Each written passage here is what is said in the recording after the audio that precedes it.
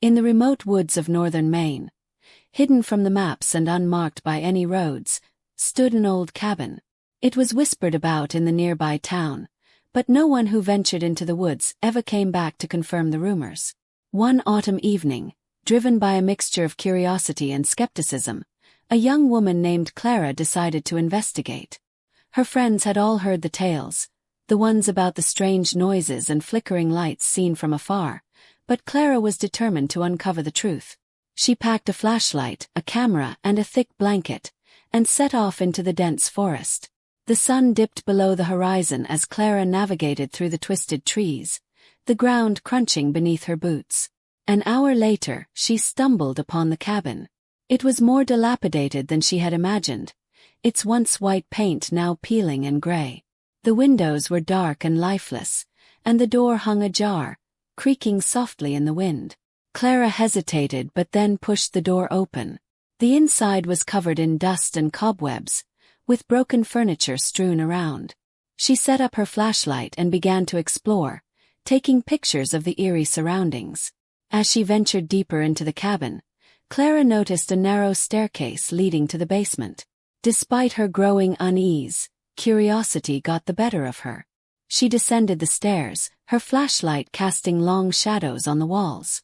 The basement was even more decrepit, filled with old furniture covered in white sheets and a musty smell that made her gag.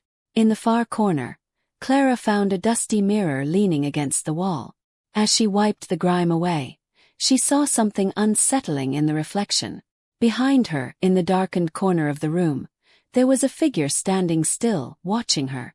Clara whipped around, but the corner was empty. Her heart pounded in her chest.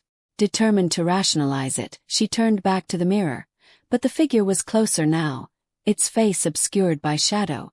Clara's breath caught in her throat.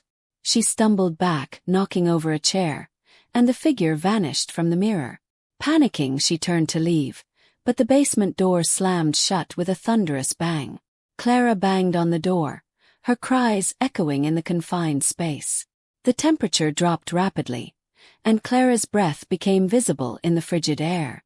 Suddenly, the lights of her flashlight flickered out, plunging her into darkness. The whispers began then, soft at first, growing louder and more frantic, as if dozens of voices were whispering in unison. Clara's flashlight sputtered back to life just long enough to reveal a figure standing in the doorway. This time it was unmistakable. The figure was tall, with hollow eyes and a mouth twisted in a permanent scream. Clara's blood ran cold as she recognized it. It was her own reflection, a distorted, monstrous version of herself. With a final, desperate effort, Clara threw her weight against the basement door, and it burst open. She raced up the stairs, ignoring the pain in her legs, and stumbled into the night. As she ran through the forest, the whispers followed her, growing fainter but never disappearing. Back in the town, Clara tried to tell her story, but no one believed her.